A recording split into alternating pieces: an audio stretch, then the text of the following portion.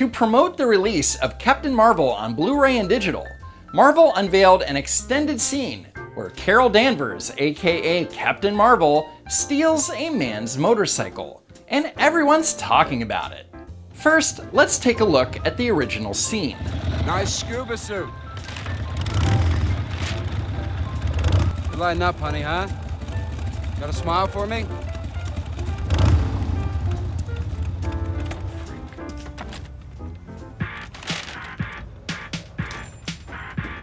So then she steals some clothes from a mannequin, the guy's motorcycle, and then almost causes an accident.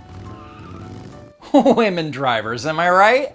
To recap, this guy hits on her, doesn't get a response, and then under his breath calls her a freak. So as an audience member, I don't mind so much when Carol takes his bike because he's kind of a dick. Besides, she needs to bike so she can go save the world or whatever, and he's probably insured for theft. Now let's watch the extended version of the scene. Nice scuba suit. It just occurred to me that if she's holding up a giant map, how can he see her scuba suit, let alone her face? You need a ride, darling? How about a smile from me, huh? A smile? Yeah, I'm offering to help you. Least you could do is give me a smile. How about a handshake? I'm Veers. People call me the Don. Wow, this guy has no game. But what happens next is undeserved.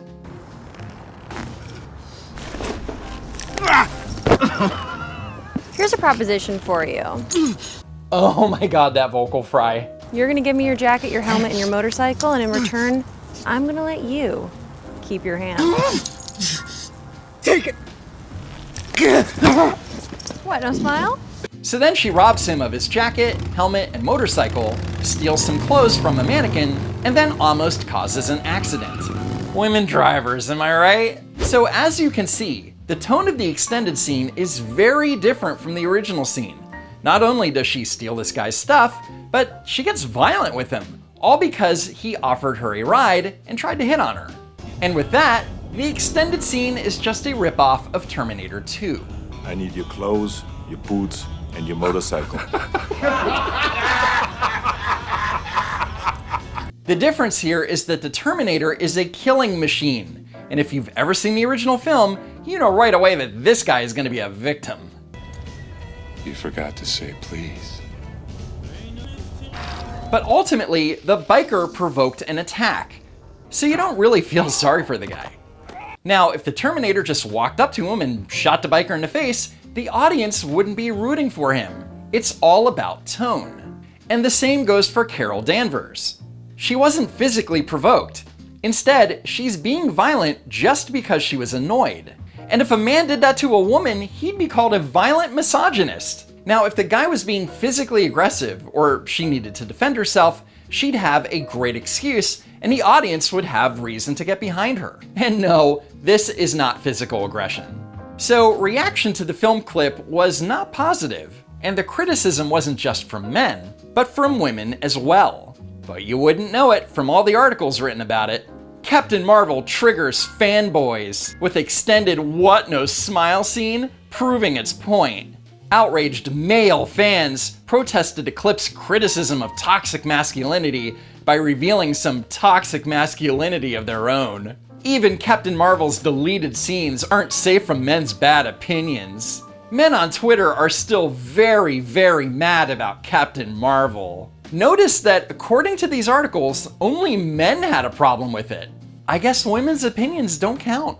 So Jonathan Burdett, a self-described Marvel connoisseur, tweets, "Let's not forget Thor being a would-be warmonger, or Doctor Strange refusing patience to keep his perfect record, or Rocket Raccoon being a self-sabotaging a-hole, or Peter Quill compromising a mission to brutally kill dudes to get his Walkman." Okay, let's break this tweet down. Thor being a would-be warmonger. Would-be means aspiring. So he's an aspiring warmonger? What does it even mean? Or Doctor Strange refusing patience to keep his perfect record. Not exactly. I have a 68-year-old female with an advanced brainstem glioma. Yeah, you want me to screw up my perfect record? Brainstem glioma is an aggressive and dangerous cancer. Even with treatment, The survival rate is very low, which is why Strange made that quip about screwing up his record. And while Dr. Strange is a great neurosurgeon, brainstem glioma is generally treated with chemotherapy. And since it was in an advanced stage, he had a good reason to turn it down. But more importantly, the fact that he didn't even try to help this woman shows that he is arrogant and selfish. And by the film's end, he is selfless and risking his life to save the Earth. That is what we call a character arc. Rocket Raccoon being a self-sabotaging a-hole. Rocket has had a lot of trauma in his life, and he doesn't know how to deal. It's called a character flaw. And what does this have to do with being violent towards innocent people? The biker's not innocent. He told her to smile. What a monster. Peter Quill compromising a mission to brutally kill dudes to get his Walkman. No. These prison guards were attacking Quill, who in turn fought back and stunned them with his blasters. Then Quill clocked this guard over the head, knocking him out. And with good reason, because earlier in the film, the guard beat the hell out of Quill while he was wearing handcuffs. So again, Quill didn't brutally kill dudes. Marvel Connoisseur my ass. So YouTuber Browntable makes a video repeating the claims from Burdett's stupid tweet and then says, "You know, this would have never happened if Captain Marvel was never sexually harassed."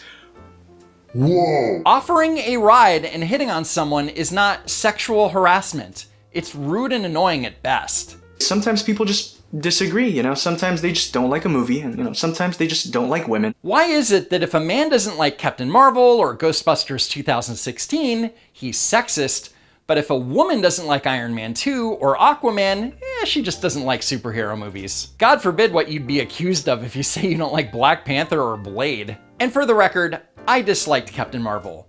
However, I loved Booksmart. Call me a sexist, I dare you.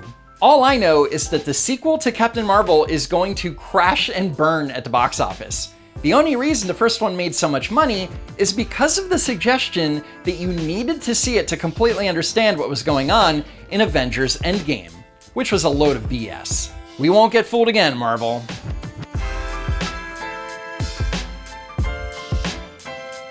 Thanks for watching, sharing, and hitting that like button. And if you haven't already, subscribe to the channel. Check out the links in the description, and thanks again for stopping by. I hope to see you next time. We are arguing about a fictional film. Fictional film? You know that Captain Marvel is a real film that exists, right? Idiot.